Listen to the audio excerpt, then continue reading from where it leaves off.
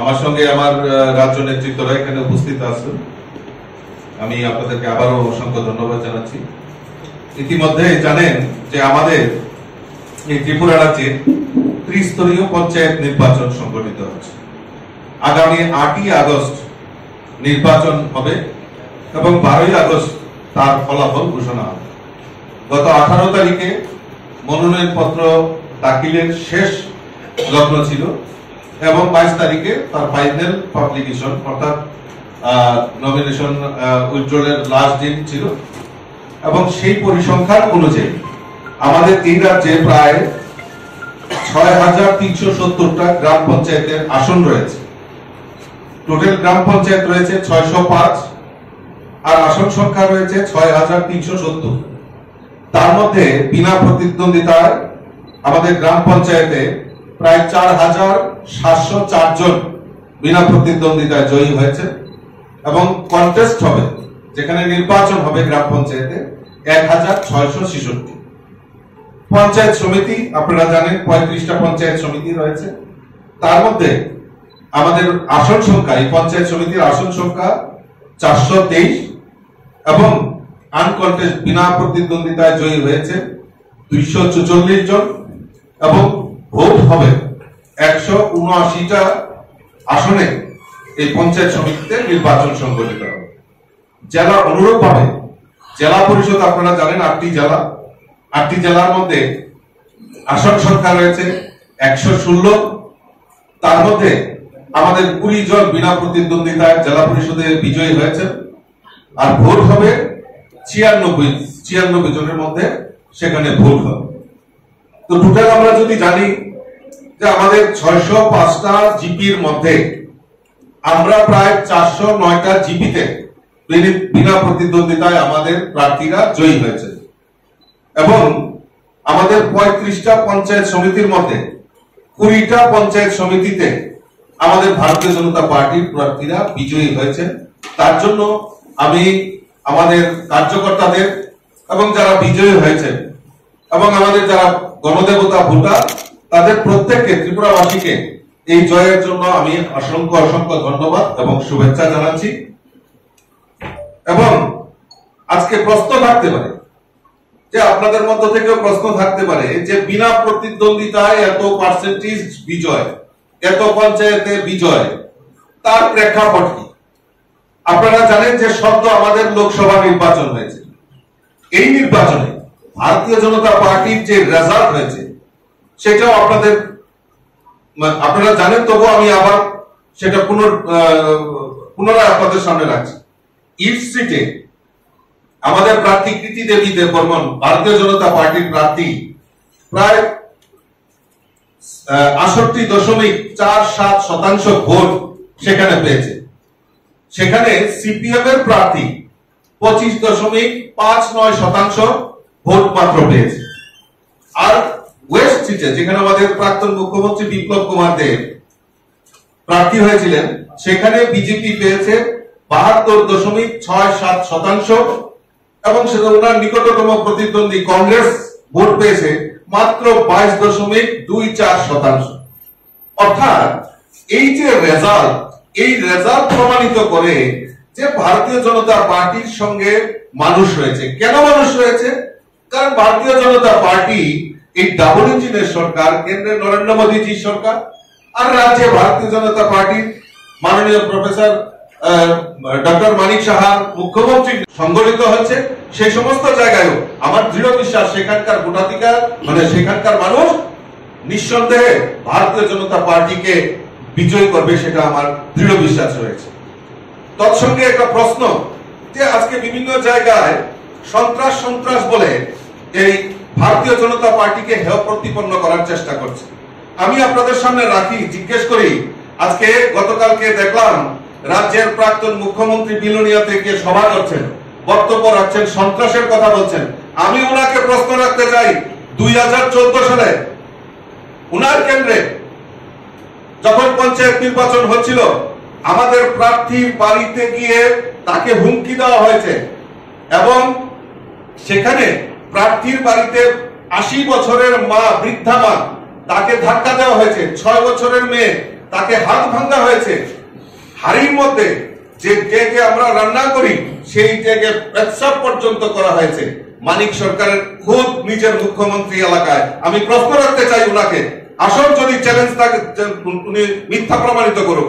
পরবর্তী আমাদের প্রাক্তন সভাপতি স্বর্গীয় সুধীন্দ্র দাশগুপ্ত এবং আমার পাশে বসা তাপস ভট্টাচার্য, রাজ্যের এখন সহসভাপতি, তিনি তখন সম্পাদক ছিলেন, উনি সহ সেই আমাদের পঞ্চায়েতে ধনপুর এলাকায় ওনারা গিয়েছিলেন এই দুস্থদের পাশে দাঁড়ানোর জন্য, আমাদের কর্মীদের পাশে দাঁড়ানোর জন্য। আমাদের সভাপতি, প্রদেশ সভাপতি, প্রাক্তন প্রদেশ সভাপতি স্বর্গীয় সুধীন্দ্র দাশগুপ্তের উপর নির্মম ভাবে উনাকে সেখানে আটকে, উনার কনভয় আটকে উনাকে প্রতিহত করার চেষ্টা করেছে। তাপস ভট্টাচার্যের উপর আক্রমণ হয়েছে, বহু কর্মীর উপর আক্রমণ হয়েছে। উনারা অল্পেতে প্রাণের রক্ষা পেয়ে কোনমতে আগরতলা ছুটে এসেছেন। আজকে গিয়ে উনি বিলোনিয়াতে বড় বড় বক্তব্য রাখছেন।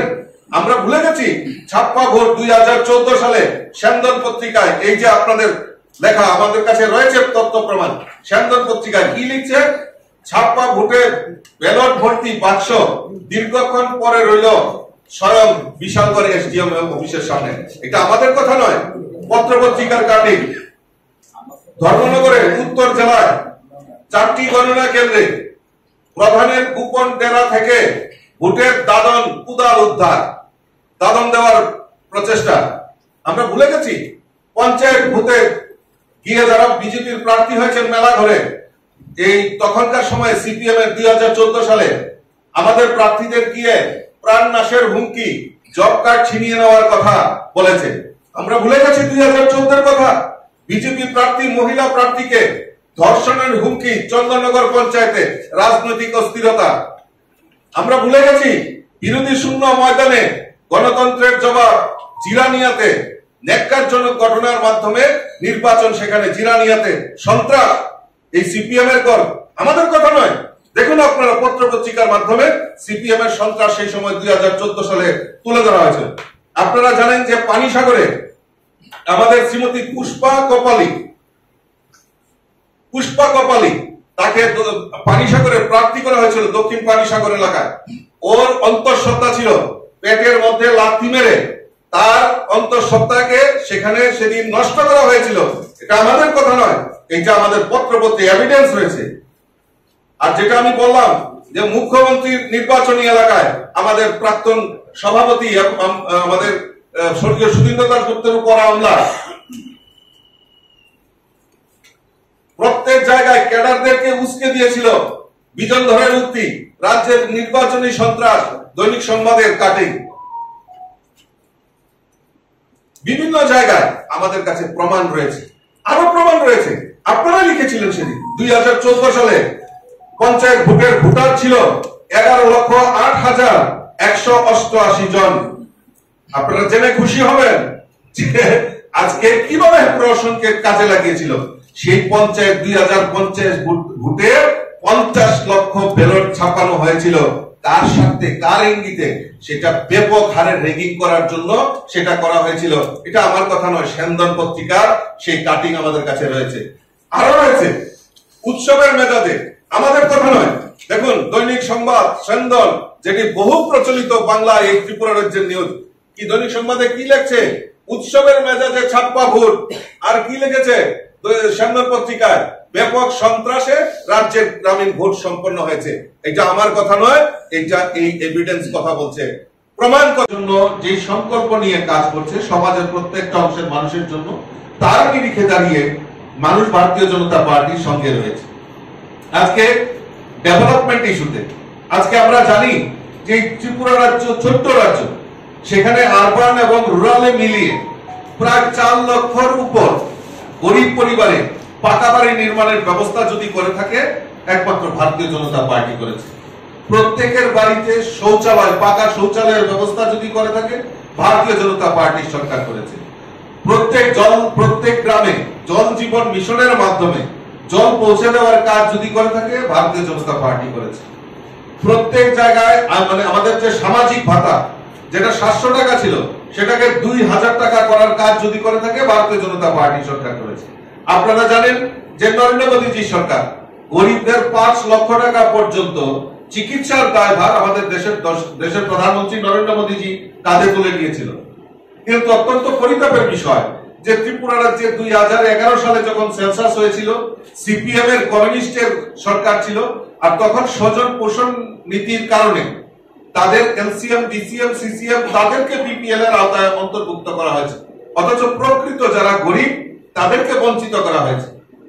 তাই তাদেরকে একটা বৃহৎ অংশ সেই আয়ুষ্মান কার্ড থেকে বঞ্চিত হয়। রাজ্যের মাননীয় মুখ্যমন্ত্রী প্রফেসর ডক্টর মানিক সাহাজি চিন্তা করলেন যে না, তাদেরকে বাদ দেওয়া যাবে না। তাই উনি মুখ্যমন্ত্রী জন আরোগ্য যোজনার মাধ্যমে তাদেরকে সেই 5 লক্ষ টাকার পর্যন্ত চিকিৎসার দায়ভার রাজ্য মুখ্যমন্ত্রী উনি কাঁধে তুলে নিয়েছেন। অর্থাৎ এই যে ডাবল ইঞ্জিনের সরকার, যেইভাবে গ্রামীণ এলাকায় এবং পঞ্চায়েত এলাকায় রাস্তাঘাট থেকে শুরু করে পানীয় জল, যোগাযোগ ব্যবস্থার যেভাবে উন্নয়ন হয়েছে, তাতে মানুষের মধ্যে একটা আস্থা জুগিয়েছে যে না, আমরা ভারতীয় জনতা পার্টির সঙ্গে রয়েছে। পিডিএস সিস্টেম, আজকে রেশন শপে বিনা পয়সা চাল দেওয়া থেকে শুরু করে আজকে রেশন শপের মাধ্যমে চিনি, মুসুরি ডাল, সয়াবিন তেল, চা পাতা এগুলি প্রদান মানে ন্যায্য মূল্যে ক্রয় করার ব্যবস্থা আমাদের গরিব মানুষদেরকে করে দিয়েছে আমাদের রাজ্য সরকার। তার উপর আস্থা রেখে মানুষ একটাই চিন্তা করে যে না, এই তার জন্যই মানুষ ভারতীয় জনতা পার্টির পূর্ণ আস্থা রয়েছে, তাই ভারতীয় জনতা পার্টিকে গত লোকসভা নির্বাচনে ভোট দিয়েছে। এই পঞ্চায়েত নির্বাচনেও বিরোধী দল যে অভিযোগ করছে যে বিনা প্রতিদ্বন্দ্বিতায় জয় হয়েছে, তার ব্যর্থতা। কারণ অনেক জায়গায় তো কন্টেস্টেন্ট হচ্ছে।